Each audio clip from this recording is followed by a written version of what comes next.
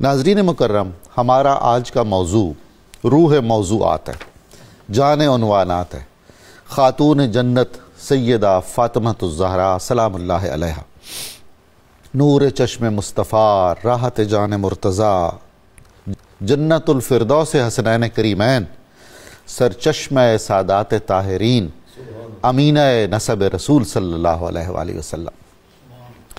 اللہ نے اپنے حبیب مکرم صلی اللہ علیہ وآلہ وسلم کو جتنی بھی ظاہری اور باطنی نعمتیں عطا فرمائی ہیں، ان میں جو آپ کا رسول ہونا، آپ کا محبوب خدا ہونا، آپ کا باعث تخلیق کائنات ہونا اور آپ کا خاتم النبیین ہونا اور ہم جیسے لوگوں کا آپ کی امت میں ہونا، میں سمجھتا ہوں کہ یہ عظیم ترین نعمتیں ہیں جو اللہ تعالیٰ نے ہمیں عطا کی ہیں، اور رسول اللہ صلی اللہ علیہ وآلہ وسلم کے یہ امتیازات ہیں۔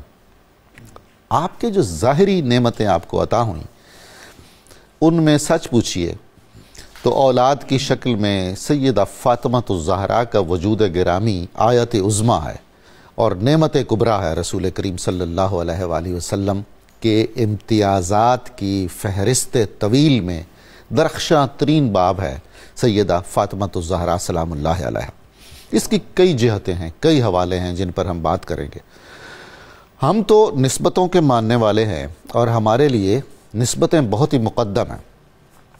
ہے جب کہ فضیلت تیری نسبت کے سبب سے سب سے ہے وہ افضل جو تیرے سب سے قریب ہیں، تو اس سے قطع نظر یہ جتنی بھی رسول اللہ صلی اللہ علیہ وآلہ وسلم کی محبوب ہستیاں ہیں، آپ کی آل پاک، آپ کے صحابہ، یہ الگ تھلگ اپنی ذاتی حیثیت میں بھی اتنے مجمع کمالات ہیں اور اتنے جامع الفضائل ہیں کہ ان سے محبت کرنا بھی ہمارے لیے باعث سعادت ہے اور ان کی پیروی کرنا بھی ہمارے لیے دین و دنیا کی فوز و فلاح کا باعث ہے۔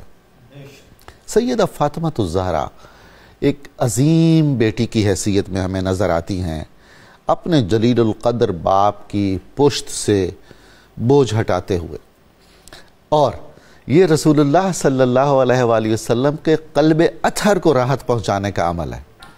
تبھی تو آپ صلی اللہ علیہ وآلہ وسلم نے فرمایا، فاطمہ مجھ سے ہے، میں فاطمہ میں سے ہوں، فاطمہ کی اذیت میری اذیت ہے، فاطمہ سے محبت میری محبت ہے۔ یہ کیا کمالات ہیں، کیا امتیازات ہیں جس میں کوئی ان کا نظیر نہیں۔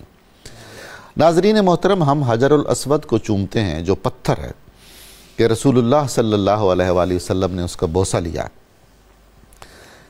اہل بیت اطہار بوسہ گاہ رسول ہیں، حجر اسود جزو رسول صلی اللہ علیہ وآلہ وسلم بھی نہیں ہے۔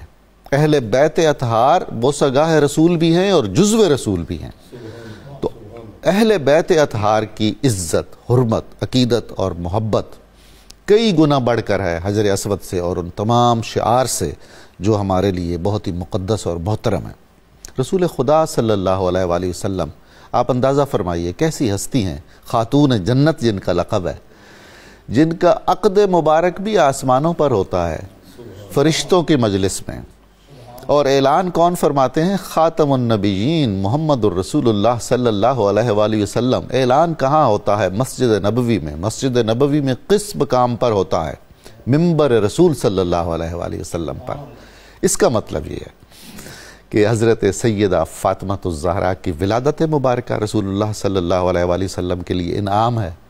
آپ کی زندگی کا ایک ایک لمحہ ہم سب کے لیے باعث اطمینان ایمان ہے، اور آپ کا عقد مبارک ایک ایسا واقعہ ہے کہ جس کی اتنی اہمیت تھی کہ خدا نے مجلس فرشتگان میں اس کا انعقاد کیا، اس لیے کہ اولاد فاطمہ ہی وہ خوش نصیب شجرہ ہے جس نے ہمیشہ باقی رہنا ہے۔ یہ وہ نسب ہے جو نہیں مٹے گا کبھی، اور اسی نسب کے لوگوں نے دین اسلام کو ہر مشکل وقت میں خون رگے جاں سے سینچا ہے۔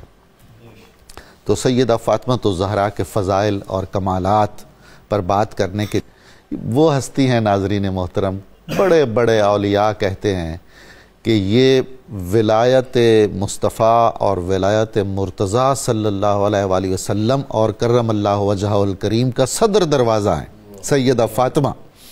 یہاں ماتھا ٹیکے بنا، یہاں دہلیز کو بوسہ دیے بنا کسی کو نہ ایمان نصیب ہوتا ہے اور نہ کسی کو روحانیت کی کوئی خبر ملتی ہے۔